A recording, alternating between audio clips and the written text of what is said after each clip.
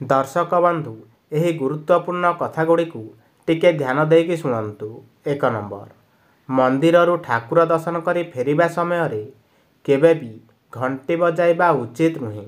यह अशुभ होइथाए एवं आरती नेबा समय केबे भी गोटे हाथ रे आरती नेबा उचित नुहे।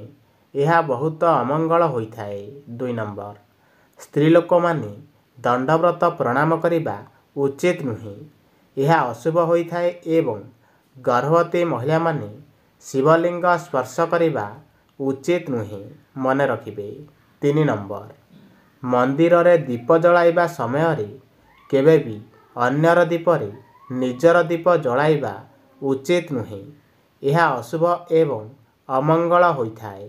4 नंबर, महिला माने केबे भी हनुमान को एवं शनिदेव को स्पर्श करिबा उचित नुहे एवं मंदिर रे महिला मानंकु भिड़ रे ठेलापेला करिबा उचित नुहे।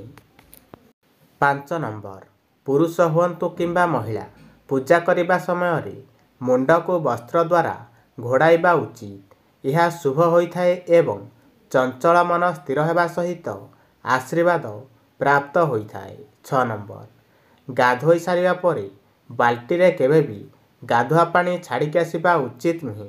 यह अमंगलकारी हेबा सहित कांगाल हेबार संभावना रही थाए। 7 नंबर, गाधोई सारिया परे केबे भी कपड़ा धोइबा उचित नुहे। यह अशुभ एवं अमंगलकारी हेबा सहित दारिद्रता देखा देबार संभावना रही थाए। मन रखिबे। 8 नंबर, गाधोइबा परे ओदा कपड़ा गाधुआ घरे रखिबा उचित नुहे। यह अशुभ होइथाए एवं जीवन रे सम्मान हानि हेबार संभावना देखा देइथाए। 9 नंबर, जदि घर कोनोसी कार्य समस्त परिवार जाउथांती तेबे ठाकुर घर केबे भी ताला पकेकी जिबा उचित नुहे। यह अशुभ होइथाए। 10 नंबर, स्त्री लोक माने मंदिर रे नड़िया बाड़ेबा उचित नुहे। यह अशुभ होइथाए एवं अशौच महिला माने मंदिर रे प्रवेश करिबा अनुचित। मन रखिबे। 11 नंबर, सकाळु सूर्योदय पूर्वर उठी सूर्य को जलदान करने द्वारा हृदय रोग, चक्षु रोग, हाड़ जनित समस्या एवं पाचन तंत्र समस्या दूर होइथाए। 12 नंबर, पूर्णिमा एवं एकादशी व्रत करने सहित महादेव को पूजा करने द्वारा चंद्रदोष दूर होइथाए एवं मानसिक रोग, भय एवं अत्यधिक निद्रा जनित समस्या दूर होइथाए। 13 नंबर, मंगलवार व्रत करने द्वारा मंगलकारी होइथाए एवं दुर्घटना जनित समस्या दूर हेबा सहित उच्च रक्तचाप एवं रक्त संपर्कित रोग दूर होइथाए। 14 नंबर, पद्म फूल पूजा व्यवहार करने मंगलकारी होइथाए। यह माँ लक्ष्मी, माँ दुर्गा एवं माँ शारलांकर अति प्रिय होइथाए। 15 नंबर, बृहस्पति ग्रह सुदृढ़ करिया पाई गुरुवार दिन हलदी दान करंतु।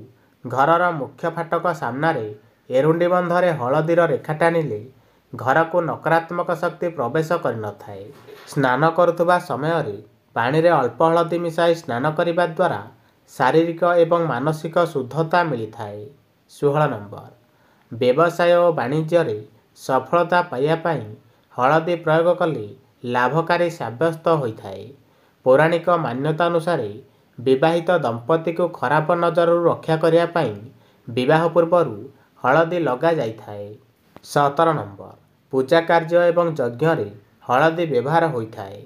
सूर्य को जल अर्पण करुवा समय अल्प किछि हलदी मिसाई अर्घ्य प्रदान कले समस्त मनस्कामना पूरण होइथाए। 18 नंबर, बृहस्पति ग्रह दुर्बल स्थिति रहिले आपण जेउ कार्य हाथ देवे सबुथिरे असफल रहिबे। एपरिक व्यापार रे प्रगति होई न थाए। यही समस्या मुक्ति पाइबा पाई आपण गोटे हलदीर खंड नहीं यह हलदिया सूतारे बांधि निज हाथ में किंबा गलारे पिंधतु।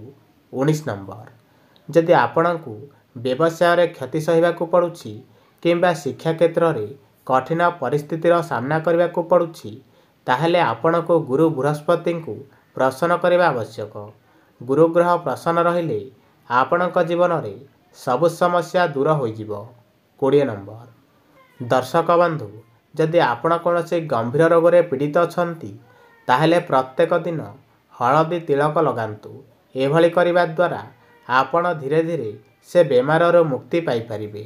21 ନମ୍ବର, କଂସା ପାତ୍ରରେ ନଡ଼ିଆ ପାଣି ପିଇବା ଉଚିତ ଏବଂ ତମ୍ବା ପାତ୍ରରେ ଆମିଷ ଖାଇବା ଉଚିତ ନୁହେଁ।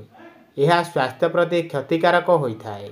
22 ନମ୍ବର, ସୋମବାର ଦିନ କଳମା ଶାଗ ଖାଇବା ଉଚିତ ନୁହେଁ ଏବଂ କେବେ ବି ଭାତରେ ବାଇଗଣ ସିଝାଇବା ଉଚିତ ନୁହେଁ। ଏହା ଅମଙ୍ଗଳକାରୀ ହୋଇଥାଏ।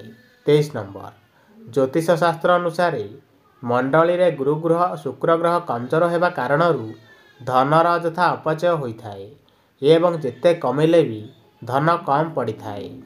24 ନମ୍ବର, ବିବାହିତ ମହିଳାମାନେ ଗାଧୋଇବାର ତୁରନ୍ତ ପରେ ସିନ୍ଦୁର ଲଗାଇବା ଉଚିତ ନୁହେଁ। ଏହା ଅଶୁଭ ହୋଇଥାଏ ଏବଂ ମନରେ ଖରାପ ଭାବନା ଆସିବା ସହିତ ଆର୍ଥିକ ସଙ୍କଟ ଦେଖା ଦେଇଥାଏ।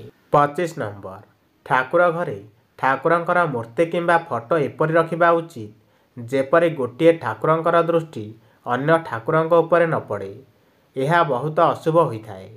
26 ନମ୍ବର, ଠାକୁର ଘରେ କେବେ ବି ଠାକୁରଙ୍କର ମୁହଁ ଘୋଡ଼ାଇକି ରଖିବା ଉଚିତ ନୁହେଁ ଏବଂ ଠାକୁରଙ୍କ ଆଡ଼କୁ ଗୋଡ଼ କରି ଶୋଇବା ଉଚିତ ନୁହେଁ।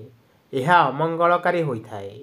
27 ନମ୍ବର, ଘର କେବେ ବି 3 ମାସରୁ ଅଧିକ ସମୟ ଖାଲି ରଖିବା ଉଚିତ ନୁହେଁ ଏବଂ ଘରର ଭଣ୍ଡାର ଘର କେବେ ବି ଖାଲି ରଖିବା ଉଚିତ ନୁହେଁ। ଏହା ବହୁତ ଅଶୁଭ ହୋଇଥାଏ।